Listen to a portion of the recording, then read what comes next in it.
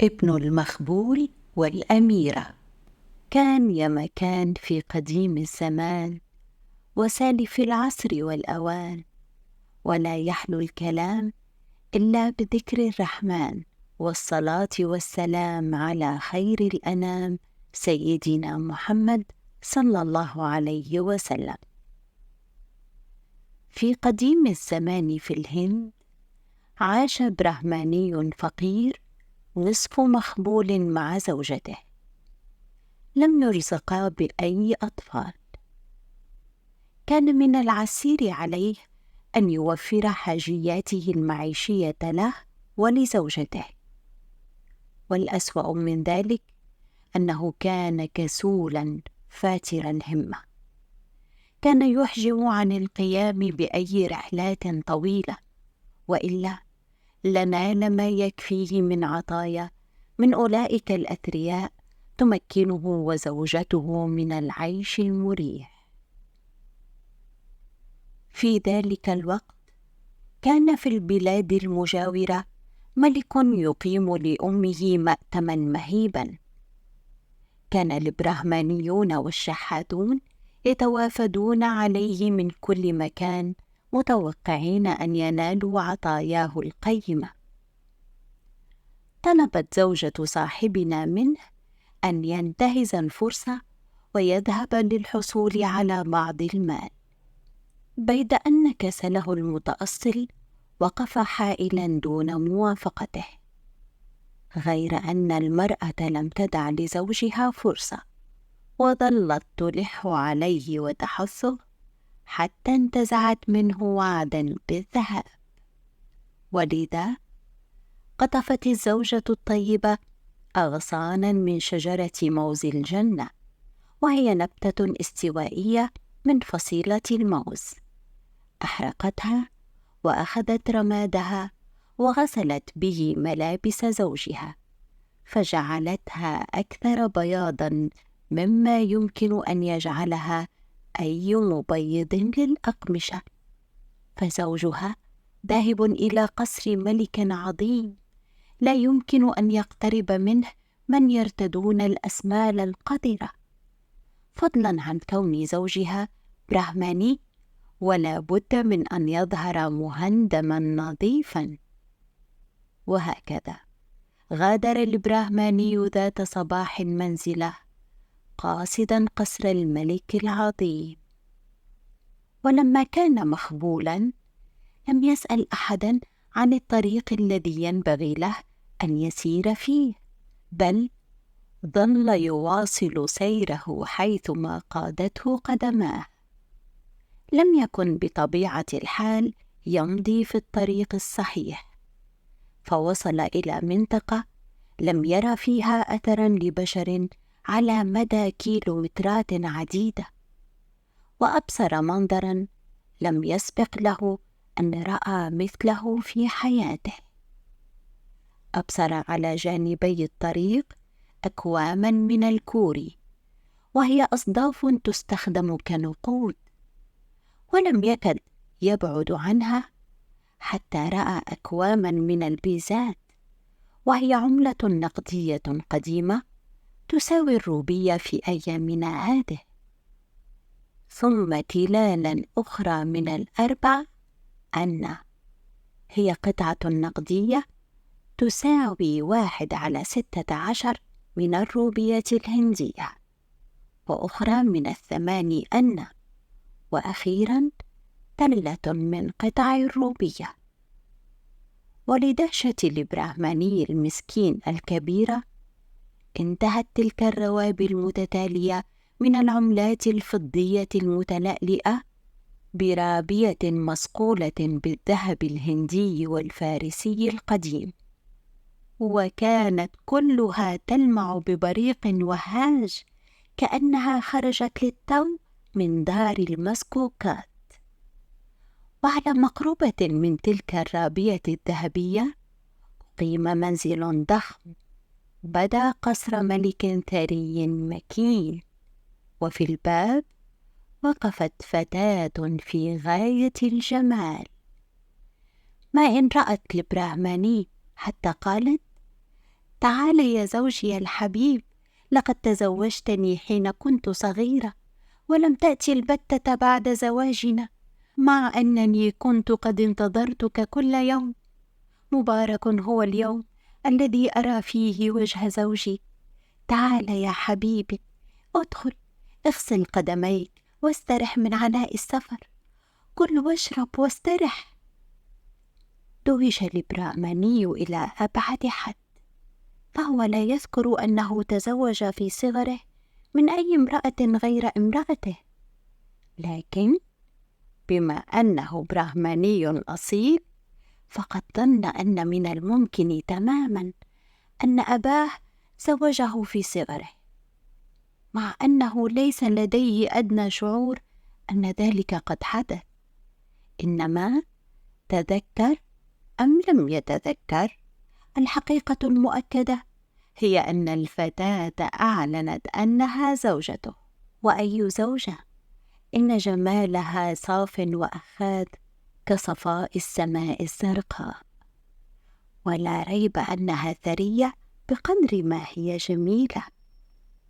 لما خطرت ببال البرهماني هذه الخواطر، قالت المرأة ثانية: هل لديك شك بأني زوجتك؟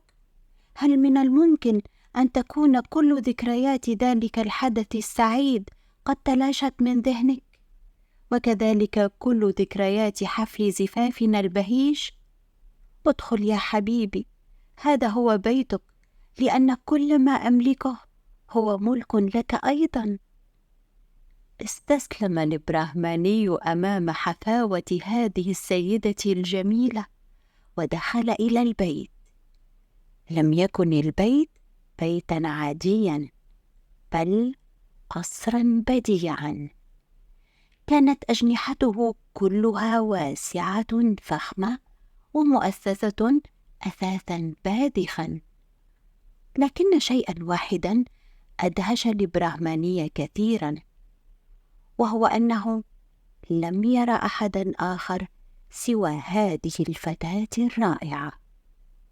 لم يستطع أن يفهم شيئا، ولا استطاع أن يفسر كيف أنه لم يقابل أحدا طوال ارتحاله منذ الصباح حتى المساء.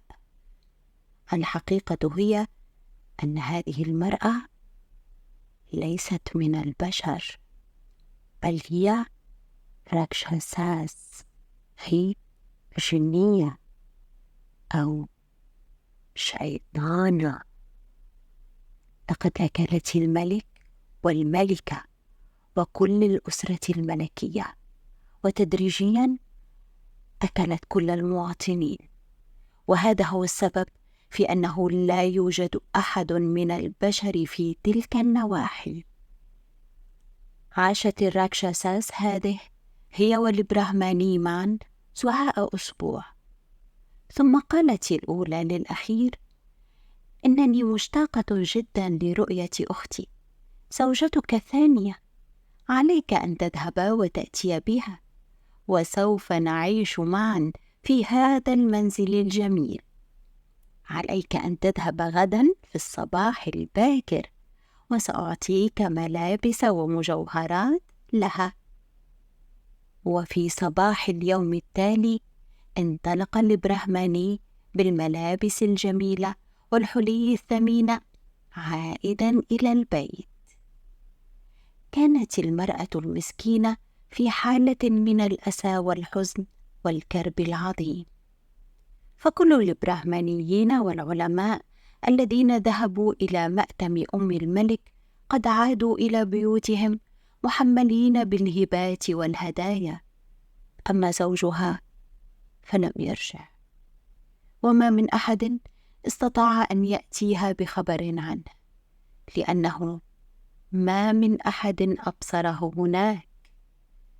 استنتجت المرأة أخيرا أن قطاع الطرق قتلوه، وكانت في هذه الحال من الترقب والقلق عندما سمعت ذات يوم شائعة في القرية تتردد عن أن زوجها قد عاد إلى البيت بالملابس الجميلة والمجوهرات الثمينة التي أحضرها لها.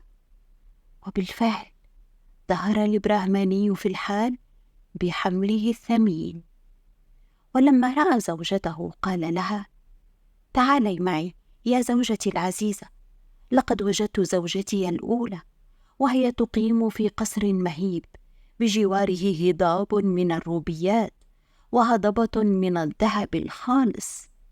لماذا كتب عليك أن تذبي هكذا في الشقاء والبؤس في هذا المكان المريع؟ تعالي معي إلى منزل زوجتي الأولى، وسنعيش نحن الثلاثة معا في سعادة وهناء. لما سمعت المرأة زوجها يتحدث عن زوجته الأولى وعن أكوام النقود والذهب الخالص، ظنت أن زوجها الأبله المسكين قد جن تماما. لكن حين أبصرت الملابس الحريرية البديعة وحلي الماس والأحجار الكريمة التي لا تملكها إلا الملكات والأميرات، ظنت أن زوجها البائس قد وقع في حبائل جنية راكشاساس.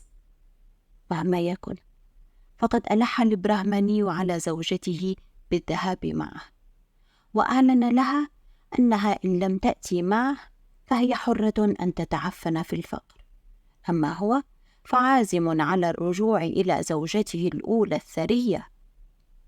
عزمت المرأة المسكينة بعد طول جدال مع زوجها أن تذهب معه لكي ترى هي بنفسها حقيقة الأمر. وفي صباح اليوم التالي ارتحلا معا في الطريق ذاته الذي سافر فيه الزوج. لم تندهش المرأة حين رأت أكوام النقود الكثيرة، وأخيرا تلك الكومة العالية من الذهب الخالص، كما رأت أيضا امرأة ذات جمال فتان تخرج من القصر وتهرع إليها. أحنت المرأة رقبتها لزوجة البراهماني إجلالا، وذرفت دموع الفرح وقالت: مرحبا بك يا أختي الحبيبة، أخيرا أبصرت وجه أعز أخت لدي. ثم دخلوا جميعا إلى القصر. في قصر فخم كهذا الذي يقع فيه مع أفضل المؤن وأشهاها التي تبلغ درجة السحر، وزوجتين عزيزتين رقيقتين، إحداهما من البشر والثانية من العفاريت، تتنافسان فيما بينهما على إسعاده والتسرية عنه، قضى البراهماني أجمل وقت.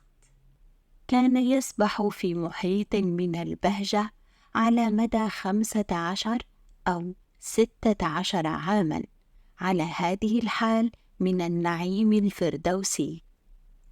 ولدت له زوجتاه ولدين. كان ابن الراكشاساس هو الأكبر، وكان يبدو أشبه بملاك منه بكائن بشري، وقد سمي ساهسرادال، وتعني 1000 فرع. أما ابن المرأة البراهمانية فكان أصغر سنا من أخيه بعام واحد، وقد سمي تشامبادال، أي فرع شجرة تشامباكا. أحب الولدان أحدهما الآخر حبا جما، وذهبا معا إلى المدرسة التي كانت تبعد عدة كيلومترات من المنزل، وكانا يذهبان إليها راكبين مهرتين كانتا تنطلقان بهما بسرعة البرق. كانت المرأة البراهمانية تشك أن ضرتها لم تكن من البشر بل من الجن، وكان هناك 1000 سبب وسبب لشكوكها تلك، لكن شكوكها لم تكن قد بلغت بعد درجة اليقين، لأن هذه الراكشاساس كانت تمارس درجة عالية من الانضباط، ولم تأتي بشيء مما لا يفعله البشر، غير أن الطبيعة الشيطانية الشريرة كالقتل ستظهر. لم يكن للبراهماني ما يفعله، ولتسجية وقته لجأ إلى الصيد، عاد في اليوم الأول مصطحبا ظبيا أرقد في فناء القصر. عندما رأى الظبي أخذ فم الراكشاساس آكلة اللحوم النيئة يسيل لعابا، وقبل أن يؤخذ الظبي إلى المطبخ أخذته إلى إحدى الغرف وبدأت تلتهمه. رأت البرهمانية أختها من مكان خفي وهي تسلخ قائمة الظبي وتفتح فكها الهائل الذي بدا لها وكأنه انفتح بين السماء والأرض، ثم التهمت القائمة دفعة واحدة، وبهذه الطريقة التهمت الظبي وأطرافه وجلده باستثناء قطعة صغيرة من اللحم تركت في المطبخ. وفي اليوم التالي جيء بظبي آخر، وكذلك اليوم الثالث، ولم تستطع الجنية أن تشبع شهيتها ونهمها للحم النيء، والتهمت الظبيين الأخيرين كما التهمت الأول. في اليوم الثالث أظهرت البرهمانية استغرابها لاختفاء الظباء كاملة ما عدا أجزاء صغيرة منها. نظرت إليها الراكشاساس بشراسة وقالت: وهل ترينني آكل اللحم النيء؟ فردت البرهمانية: ربما، لأنني لا أعرف غير هذا. عرفت الراكشاساس أن أمرها قد افتضح، فبدت أكثر شراسة من ذي قبل وأقسمت على الانتقام. قدرت البرهمانية في نفسها أن مصيرها المحتوم ومصير زوجها وابنها قد قضي. أمضت ليلة مخيفة موقنة أنها ستقتل في اليوم التالي وتلتهم، وأن زوجها وابنها سيلقيان المصير ذاته. وفي الصباح الباكر وقبل أن يذهب ابنها إلى المدرسة أعطته وعاء ذهبيا صغيرا به قليل من حليبها، وقالت له إن عليه أن يراقب لونه باستمرار. قالت: إن رأيت الحليب يصطبغ ببعض الحمرة فافهم أن أباك قد قتل، وإن رأيته يصير أكثر احمرارا فافهم أنني قتلت. وعندما يحدث هذا انطلق ناجيا بحياتك بأسرع ما يستطيع مهرك أن ينطلق بك، لأنك إن لم تفعل فستقتل أنت أيضا.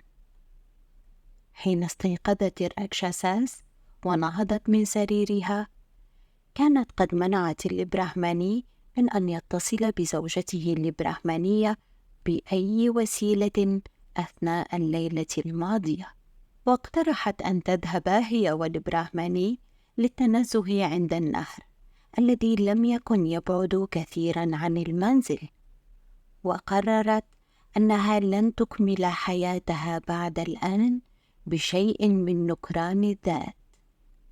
لحق بها البرهماني مستكينا خانعا مثل حمل، أما البرهمانية فرأت في هذا أن الدمار آت لا محالة، لكن لم يكن بيدها حيلة لتفادي الكارثة. على ضفة النهر اتخذت الراكشاساس هيئتها العملاقة الأصلية، وأمسكت بالبرهماني منكود الحظ ومزقت جسمه عضوا عضوا والتهمته، ثم جرت إلى منزلها وأمسكت بالبرهمانية وأودعتها جوفها الواسع بملابسها وشعرها. كان الصغير تشامبادال الذي وعد أمه أن ينفذ طلبها يراقب الحليب في الوعاء الذهبي، ثم أطلق صيحة وقال: إن أبانا قد قتل. وبعد دقائق وجد أن الحليب قد صار أحمر تماما، فأطلق صيحة أعلى وهب إلى مهره يمتطيه. دوش ساهسرادال أخوه من أبيه لمسلك تشامبادال وقال: أين أنت ذاهب يا تشامبا؟ لماذا تصرخ؟ دعني أرافقك. فقال تشامبادال: لا، لا تقترب مني، لقد التهمت أمك أبي وأمي، فلا تقترب مني وتلتهمني. فرد عليه: أنا لن ألتهمك، بل سأنقذك. وما كاد يلفظ تلك الكلمات وانطلق بعد تشامبدال حتى أبصر أمه في هيئتها الشيطانية تظهر على البعد وتطلب أن يجيء تشامبدال إليها. قال لها: أنا سأجيء إليك، لا تشامبا.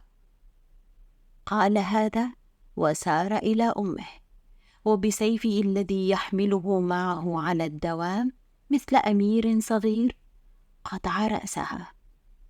كان تشامبدال حينها قد قطع مسافة طويلة وهو يحاول أن ينجو بحياته، لكن سهسردال وهو ينخس مهره باستمرار لحق به، وأخبره أن أمه لم تعد على قيد الحياة. كان هذا عزاء يسيرا لتشامبا، لأن الراكشاساس قبل أن تقتل كانت قد التهمت أباه وأمه، لكنه مع ذلك لم يستطع إلا أن يشعر بأن مودة سهسردال كانت مخلصة.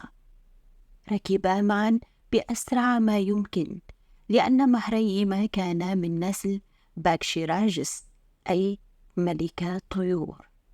سافرا مئات الكيلومترات، وقبل أن تغيب الشمس بساعة أو 2 لمحا قرية فذهبا إليها، وحلا ضيفين في منزل أحد السكان المحترمين. وجد الصديقان أن أفراد أسرة ذلك الشخص الكريم يرزحون تحت كرب عظيم. لا شك أن شيئا ما كان يثقل عليهم. كانوا يتشاورون مع بعضهم بعضا على انفراد، وكان بعضهم يبكي. قالت المرأة الأكبر في السن ويبدو أنها أم رئيسهم: دعوني أذهب، لأنني أكبركم سنا، لقد عشت بما فيه الكفاية، وفي أحسن الأحوال لن يطول عمري أكثر من 1 أو 2 وقالت البنت الأصغر سنا: دعوني أنا أذهب، لأنني أصغر واحدة في الأسرة وأقلها فائدة، وإن مت فلن أفتقد. أما رب المنزل وابن المرأة العجوز فقال: أنا رب المنزل وممثل الأسرة، والصواب أن أضحي أنا بحياتي. أما أخوه الأصغر فقال: أنت الأساس وعماد الأسرة، وإن أنت ذهبت انهارت الأسرة كلها. ليس من المعقول أن تذهب أنت، دعني أنا أذهب، لأنني لن أفتقد كثيرا. استمع الغريبان إلى كل هذا الحديث باهتمام بالغ، وتعجبا مما عسى أن يكون الأمر. وأخيرا وبعد تردد خشية أن يظنوا أنه يتطفل ويتدخل في شؤونهم، غامر سهسردال وسأل رب المنزل عن الأمر الذي يتشاورون بشأنه، وعن سبب أساهم العميق الذي يظهر بجلاء في كلماتهم ووجوههم. رد رب الأسرة قائلا: اعلما إذن أيها الضيفان الكريمان أن هذا الجزء من البلاد يتعرض لاجتياح من قبل راكشاساس مريعة قد أبادت المناطق المجاورة وأخلتها من السكان، وهذه المدينة أيضا كانت عرضة للإبادة، لولا أن ملكنا تضرع أمام الراكشاساس وتوسل إليها أن ترأف بمواطنيه. فأجابته: سأرأف بك وبمواطنيك، فقط بالشرط التالي: ضع كل ليلة إنسانا ذكرا أو أنثى في معبد محدد من أجل وجبتي اليومية. إن حصلت على إنسان كل ليلة فسأرضى بذلك، ولن أنال من أحد من مواطنيك. لم يكن أمام ملكنا من سبيل سوى الموافقة على ذلك الشرط، إذ ما الذي يستطيع البشر أن يفعلوه أمام الراكشاساس؟ ومنذ ذلك اليوم جعلها الملك قاعدة أن على كل أسرة في المدينة أن ترسل بالدور أحد أفرادها إلى المعبد أضحية لإرضاء الراكشاساس، وكل الأسر في هذا الحي قد أرسلت ما عليها. وهذه الليلة الدور علينا نحن أن نرسل واحدا منا، ولذا فإننا نتشاور في الأمر. لعلكما الآن قد فهمتما سبب كربنا. تشاور الصديقان لوهلة، ثم قال ساهسرادال: أيها المضيف الكريم، لا تحزنوا بعد الآن، لقد كنتم كرماء معنا، وقد قررنا أن نرد على كرم ضيافتكم بأن نذهب نحن إلى المعبد ونصير زادا للراكشاساس. سنذهب بدلا منكم. اعترضت الأسرة كلها على هذا العرض، وأن واجب المضيف أن يحتمل كل صنوف العوز والفاقة من أجل راحة ضيوفه، وليس من واجب الضيف أن يعاني من أجل مضيفه. غير أن الغريبين أصرا على الذهاب، وبعد طول أخذ ورد وافقت الأسرة مكرهة على هذا التدبير. وعلى الفور، ما إن أضيئت الشموع، حتى ذهب ساهسرادال وتشامبادال على مهريهما ودخلا المعبد وأغلقا الباب.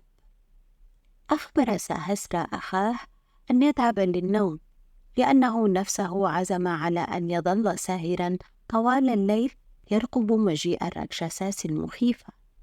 وفي الحال غرقت شامبا في النوم، بينما ظل ساهسرا يقظا. لم يحدث شيء في الساعات الأولى، لكن ما إن أعلنت ساعة القصر منتصف الليل، حتى سمع ساهسرا صوت عاصفة، فعرف في الحال بحدس الراكشاساس أن الراكشاساس كانت قريبة. ثم سمعت طرقات مريعة على باب المعبد مصحوبة بالكلمات التالية: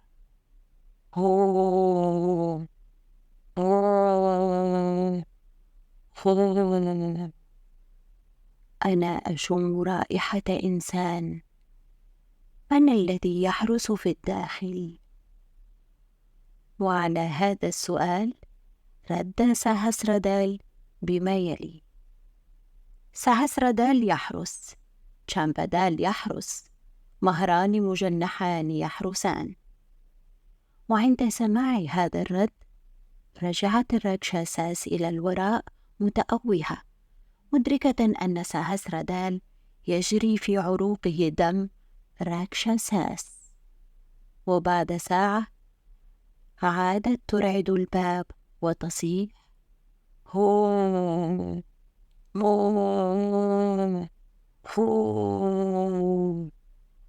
أنا أشم رائحة إنسان، من الذي يحرس في الداخل؟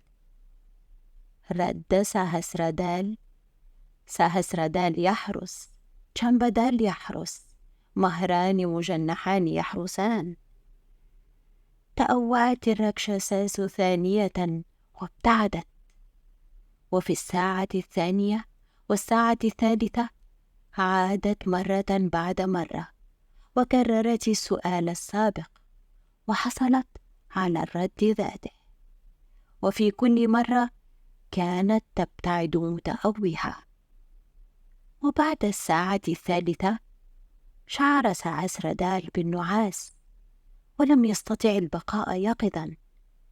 لذلك أيقظ تشامبا وأخبره أن يتولى الحراسة، وأكد عليه بشدة الإجابة التي عليه أن يرددها على تساؤلات الراكشاساس، مشيرا إلى أن عليه أن يذكر اسم ساهسرادال أولا، وبعد هذه التعليمات نام. وفي الساعة الرابعة ظهرت الراكشاساس ثانية مرعدة على الباب: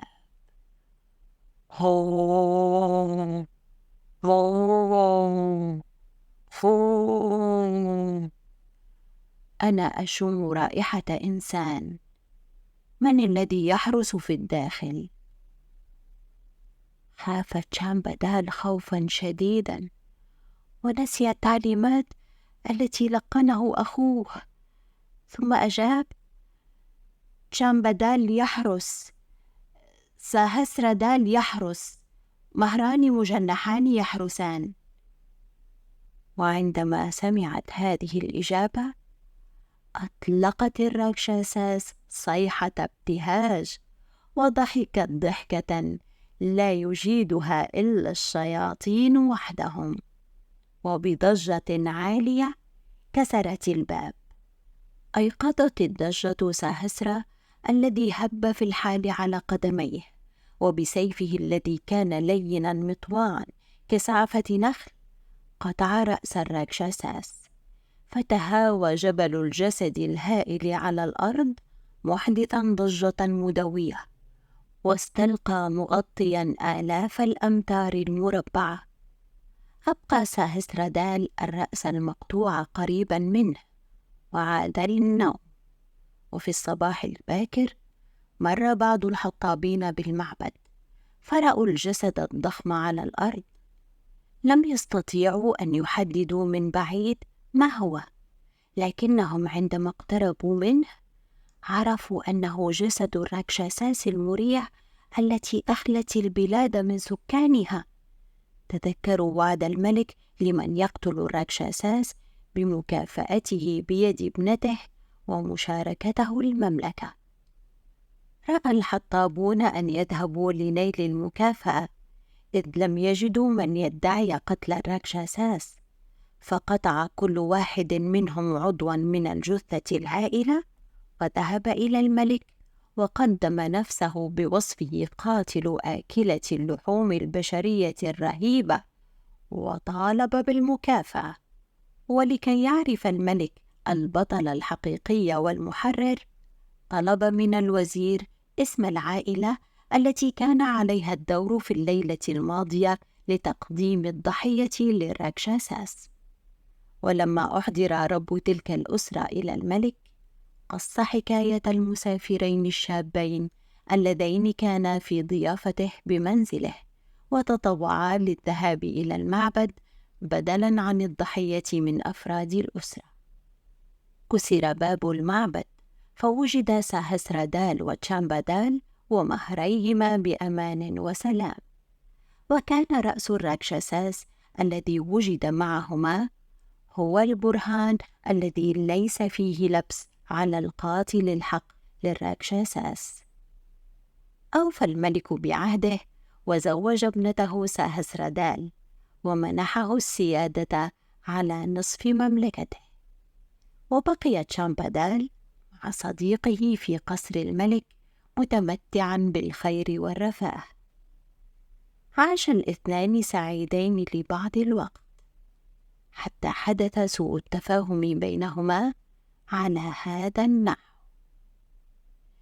كانت في خدمة الملكة الأم إحدى الفتيات، وأكثرهن نفعا في القصر.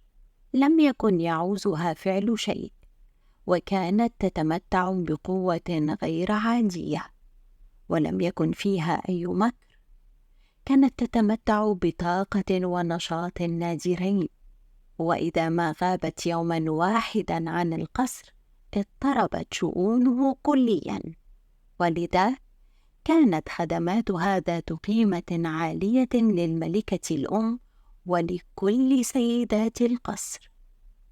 لكن هذه المرأة لم تكن امرأة، بل راكشاساس ارتدت مظهر امرأة لتخدم أغراضها الخاصة، ثم تولت الخدمة في القصر الملكي.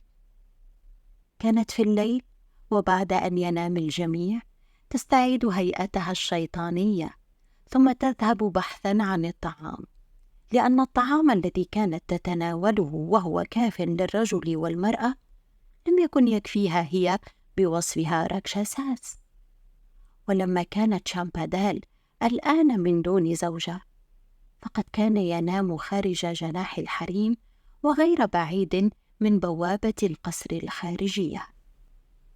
لاحظت تشامبا الفتاة تتجول في القصر وملحقاته، وتلتهم الخراف والجياد والماعز والفيلة كاملة بقضها وقضيتها. ولما وجدت الفتاة أن تشامبادال وقف في طريق تناولها عشائها، قررت أن تتخلص منه.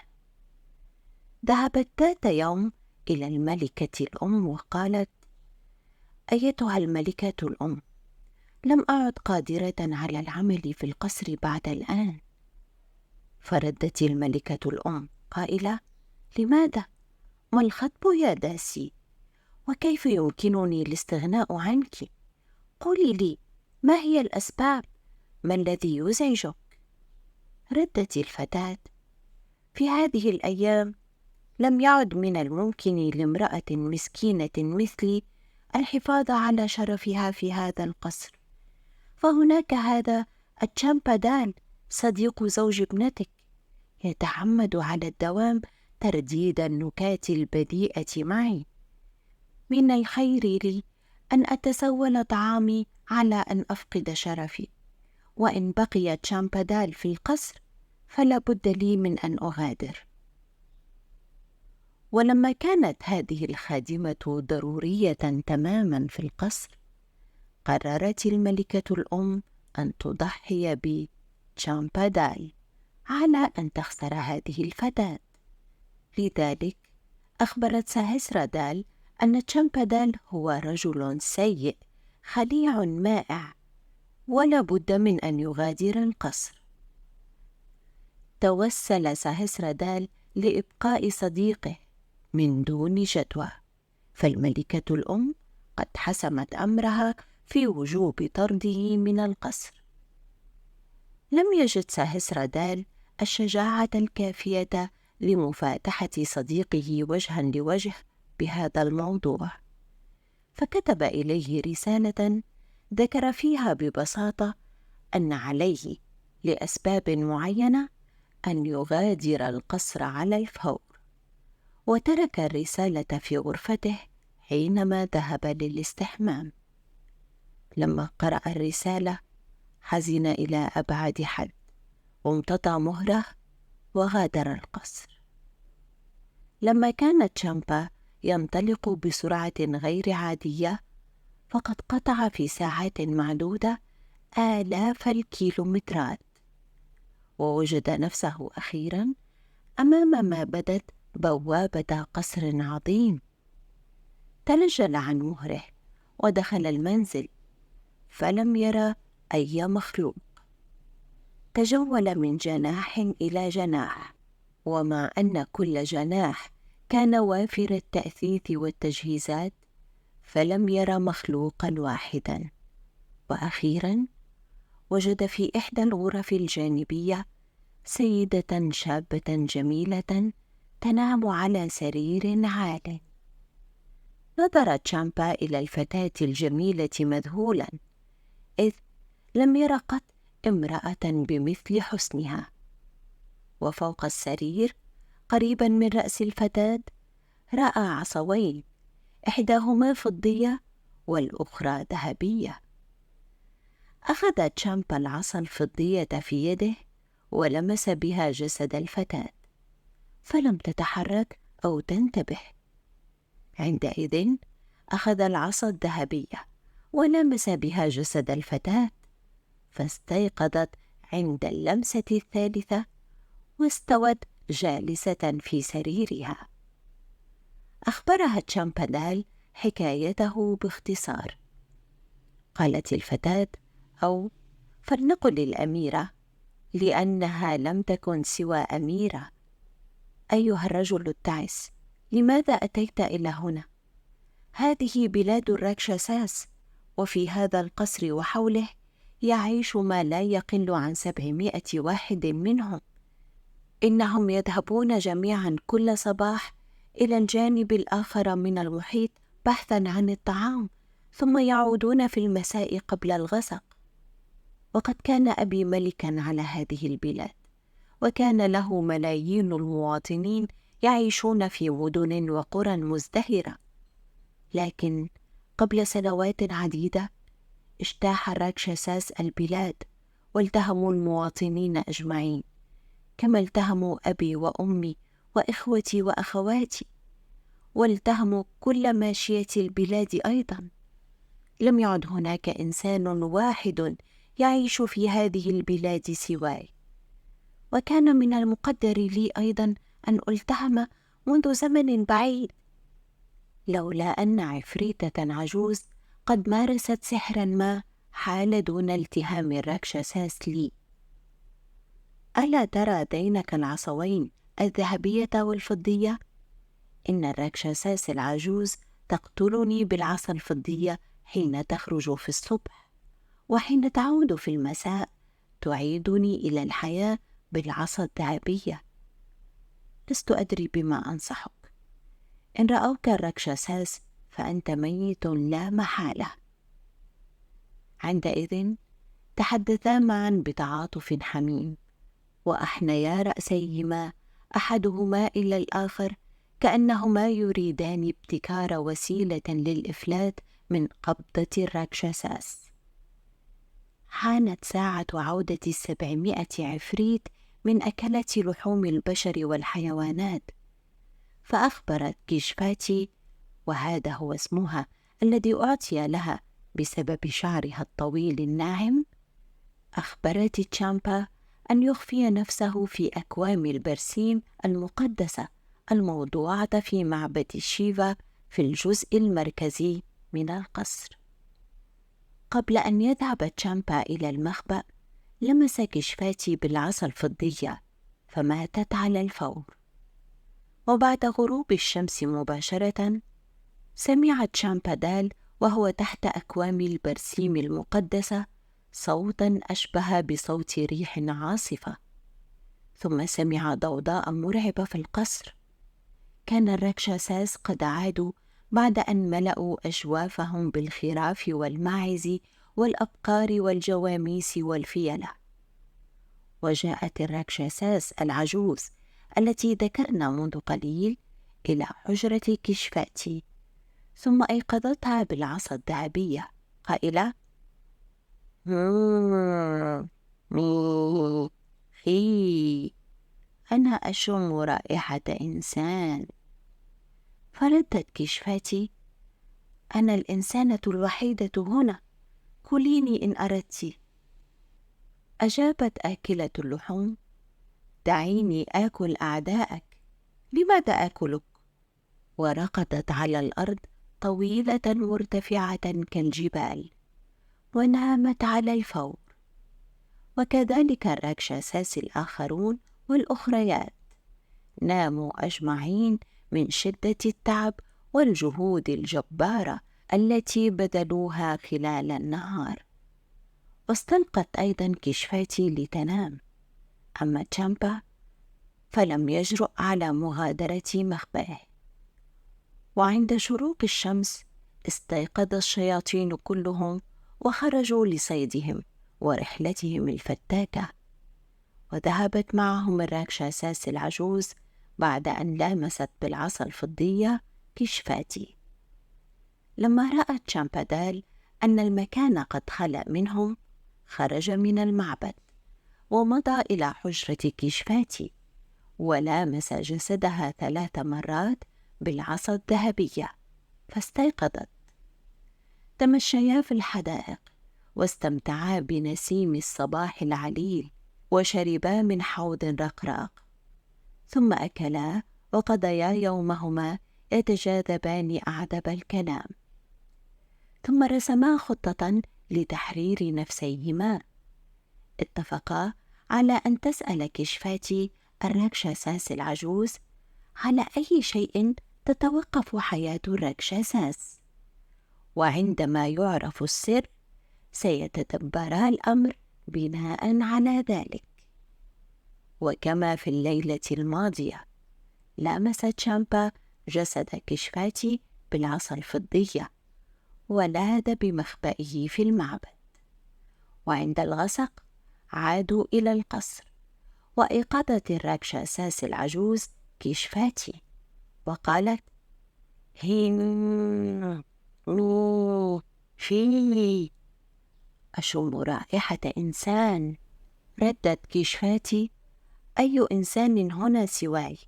كليني إن أردت. ردت الراكشاساس: ولماذا آكلك يا حبيبتي؟ دعيني آكل أعداءك.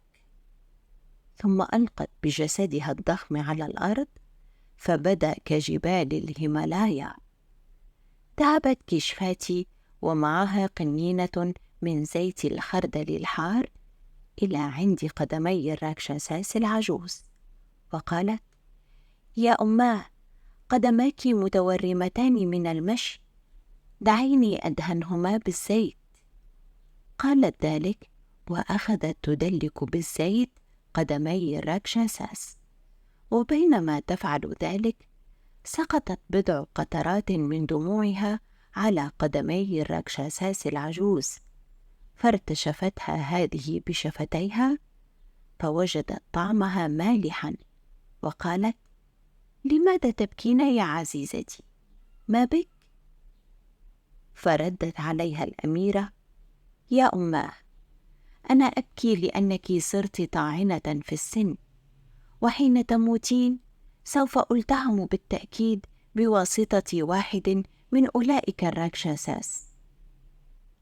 ردت الراكشاساس: عندما أموت اعلمي أيتها الساذجة أننا نحن الراكشاساس لا نموت، نحن لسنا بطبيعة الحال مخلوقات خالدة، لكن حياتنا تتوقف على سر لا يمكن لأي إنسان أن يحله. دعيني أخبرك ما هو حتى تكوني مطمئنة. أنت تعرفين تلك البحيرة التي هناك في الأسفل؟ يوجد في وسطها عمود كريستال، وفي أسفله في المياه العميقة نحلتان. لو أن إنسانا غاص إلى المياه وأحضر إلى الأرض النحلتين من ذلك العمود خلال نفس واحد، ثم قضى عليهما من دون أن يسقط دمهما على الأرض، فعندئذ سنموت نحن الراكشاساس أجمعين. لكن لو سقطت قطرة من الدم على الأرض فسيولد منها عندئذ 1000 عفريت منا. لكن أن لإنسان أن يكتشف هذا السر، وإن اكتشفه فكيف يمكن له تحقيقه؟ لست بحاجة يا حبيبتي إذن أن تحزني، فأنا بالذات مخلوقة غير فانية. طبعت كشفاتي كنز سرها في ذاكرتها وأوت لتنام. وفي الصباح الباكر خرج الشياطين كلهم كالعادة، وخرج تشامبا من مخبئه وأيقظ كشفاتي وراحا يتحادثان. أسرت له بالسر الذي عرفته من العفريتة العجوز، وفي الحال استعد تشامبا لتحقيق هذه المأثرة الجبارة. أحضر إلى ضفة البحيرة سكينا وكمية من الرماد، خلع ملابسه ووضع قطرتين من زيت الخردل في كل أذن ليحول دون دخول الماء إليهما، ثم غاص في الماء، وفي لحظة بلغ أسفل عمود الكريستال في وسط البحيرة وأمسك بالنحلتين، ثم صعد إلى الأعلى خلال نفس واحد. أخذ السكين وقطع النحلتين فوق الرماد، وسقطت قطرة أو اثنتان على الرماد من دون أن تقعا على الأرض. عندما أمسك تشامبا بالنحلتين سمع صراخ مريع من مسافات نائية، وكان ذلك هو نواح الراكشاساس الذين كانوا يجرون جميعا ليحولوا دون قتل النحلتين. لكنهم قبل أن يصلوا إلى القصر كانت النحلتان قد هلكتا، فماتوا كلهم من دون استثناء، وملأت جثثهم المكان الذي كانوا فيه. وجدت تشامبا والأميرة أن بوابة القصر كانت قد سدت بجثثهم الهائلة، وكان بعضهم قد أفلح في اجتياز البوابة إلى الداخل. وبهذه الطريقة تم القضاء على 700 عفريت بعد التخلص من أكلة اللحوم، تزوجت شامبادال من الأميرة كشفاتي، وتبادلا أكاليل الزهور. أرادت الأميرة التي لم يسبق لها أن خرجت من القصر أن ترى العالم الخارجي، فكانا يخرجان كل يوم في جولات طويلة صباحا ومساء. ودت كشفاتي من كل قلبها أن تتنزه عند نهر غزير. ذهبا في اليوم الأول، وسقطت شعرة من شعر كشفاتي بينما كانت تغسل شعرها في النهر. ولما كانت العادة ألا تسقط المرأة شعرة غير مصحوبة بشيء آخر معها، ربطت كشفاتي الشعر إلى صدفة كانت تطفو على الماء، وبعد ذلك عادا إلى البيت. تلك الصدفة التي ربطت إليها الشعرة طفت على الماء حتى وصلت إلى الغاد، مكان الاستحمام الذي كان يستحم فيه ساهسرادال ومرافقوه. مرت الصدفة فرآها ساهسرا عن بعد، فقال لهم: من يمسك بتلك الصدفة يحصل على 100 روبية مكافأة.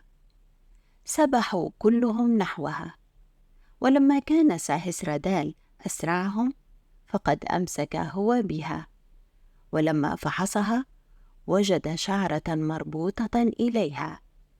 لكن أي شعرة؟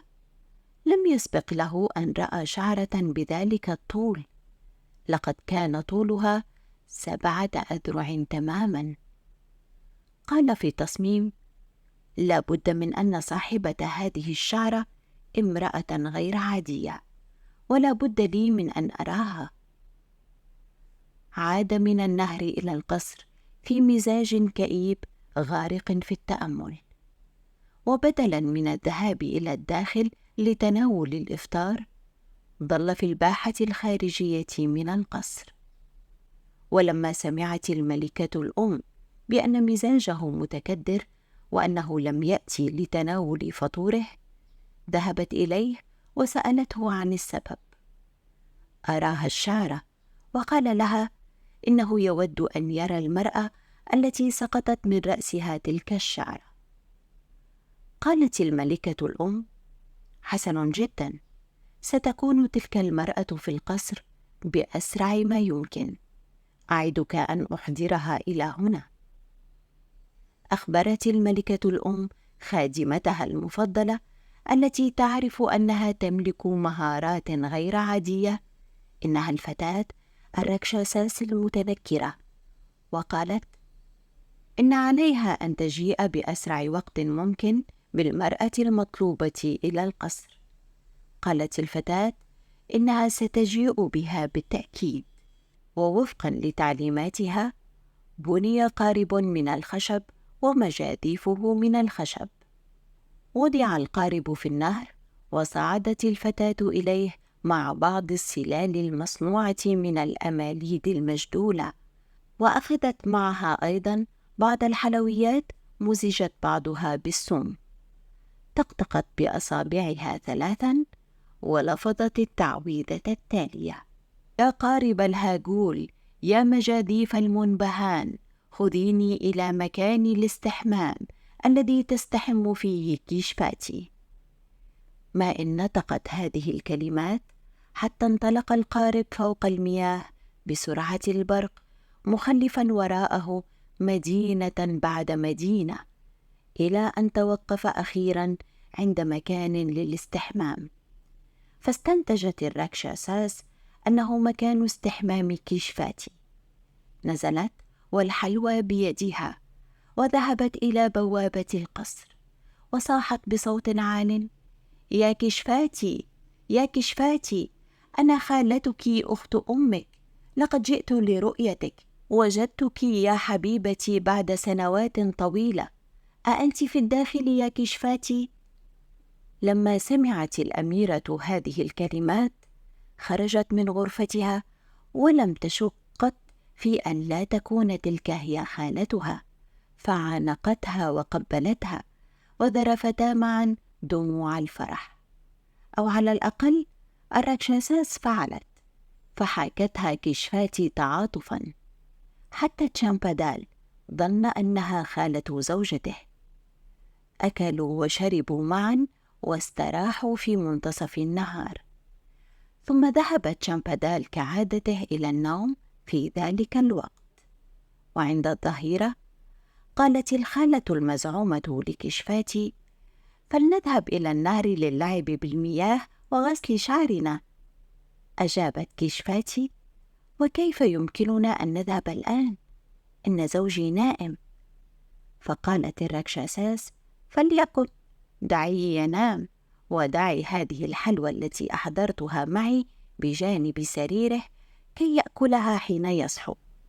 ثم ذهبتا معا إلى النهر، إلى البقعة التي تركت فيها القارب.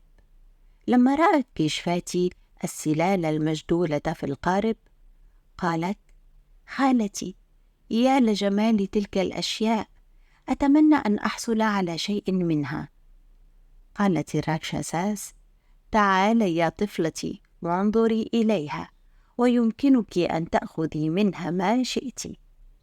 رفضت كشفاتي في البداية أن تصعد إلى القارب، لكنها تحت ضغط خالتها صعدت. ولما صارت الاثنتان في القارب طقطقت الخالة أصابعها 3 وقالت: يا قارب الهاجول، يا مجاديف المنبهان، خذيني إلى مكان الاستحمام الذي يستحم فيه ساهسرادال. وما إن نطقت بتلك الكلمات السحرية حتى تحرك القارب وطار مثل سهم فوق المياه. ذعرت كشفاتي وشرعت تبكي، إلا أن القارب واصل طيرانه مخلفا وراءه المدن واحدة بعد واحدة حتى وصل إلى مكان استحمام ساهسرا. أخذت كشفاتي إلى القصر، وأعجب ساهسرا بجمالها وطول شعرها، وحاولت نساء القصر جهدهن للترويح عليها، لكنها ظلت تبكي بصوت عال تود أن تعود لزوجها. وأخيرا لما تبينت أنها أسيرة قالت لسيدات القصر إنها أقسمت ألا تنظر في وجه رجل غريب مدة 6 أشهر، لذلك وضعت بمعزل عن الكل في منزل صغير تطل نافذته على الطريق. وهنا كانت تقضي نهارها وليلها، لأنها لم تكن تنام إلا لماما، تبكي وتتنهد بحرقة أليمة. في تلك الأثناء عندما استيقظ تشامبادال من نومه أخرسه الحزن، إذ لم يجد زوجته، واعتقد أن المرأة التي ادعت أنها خالتها كانت كاذبة محتالة، ولا بد من أنها قد حملت كشفاتي بعيدا. لم يتناول الحلوى شاكا أنها مسمومة، رمى بقطعة منها إلى أحد الديوك فالتهمها وسقط ميتا على الفور. تأكدت له الآن صحة سوء ظنه بالمرأة المخادعة. استولى عليه الكرب الشديد حتى كاد يفقد صوابه، فهب خارجا من البيت وعزم على أن ينطلق حيثما قادته عيناه، ومثل مجنون ارتحل وهو لا يفتأ يردد: كشفاتي، يا كشفاتي. سافر راجلا يوما بعد يوم، لا يدري إلى أين تقوده قدماه. مرت 6 أشهر على هذا النحو من التجوال المعذب، وانتهى به الطواف إلى عاصمة ساهسرادال. كان يمر ببوابة القصر عندما تناهى إلى سمعه نواح امرأة جالسة في إحدى النوافذ المطلة على الطريق. شده ذلك النواح فاقترب، وما إن وقع بصر كل منهما على الآخر حتى عرفه. ظلا يتحدثان همسا. سمع تشامبادال كل شيء منها، بما في ذلك قسمها والمدة التي ستنتهي في اليوم التالي. ومن المعروف أنه عند تحقيق النذر بالنسبة إلى برهماني متعلم أن يردد على الملأ أحداثا مرتبطة بنذره، ذاكرا الأشخاص الذين فعلوها. واتفقا على أن يتولى تشامبا دور الراوي أو المنشد. قرع الطبل في اليوم التالي معلنا أن الملك يريد برهمانيا متعلما يقدر على تلاوة قصة كشفاتي في خاتمة قسمها. لمس تشامبادال الطبل وقال إنه سيقوم بالتلاوة. وفي صباح اليوم التالي احتشدت الجموع الغفيرة في فناء القصر تحت سقائف هائلة من الحرير. حضر الملك العجوز وساهسرادال وكل الحاشية الملكية وكل البرهمانيين الحكماء في البلاد. كانت كشفاتي أيضا حاضرة خلف الستار كي يحجب عنها النظرات الوقحة. جلس تشامبادال على مصطبة مرتفعة وبدأ يروي حكاية كشفاتي كما حكيناها من البداية إلى النهاية، بادئا ب: عاش برهماني فقير نصف مخبول، إلى آخر القصة. وبينما هو يواصل حكايته، كان الراوي يسأل بين الحين والآخر كشفاتي من وراء حجاب عما إذا كانت الحكاية صحيحة، وكانت هي ترد غالبا بالقول: صحيحة تماما، واصل أيها البرهماني. وفي أثناء سرد الحكاية صارت الراكشاساس تشحب وتشحب، وقد فهمت أن شخصيتها الحقيقية قد كشفت. دهش ساهسرادال من معرفة الراوي لتأريخ حياته الشخصية. ولما انتهت القصة قفز ساهسرا من مقعده وعانق الراوي قائلا: لا يمكن أن تكون سوى أخي تشامبادال.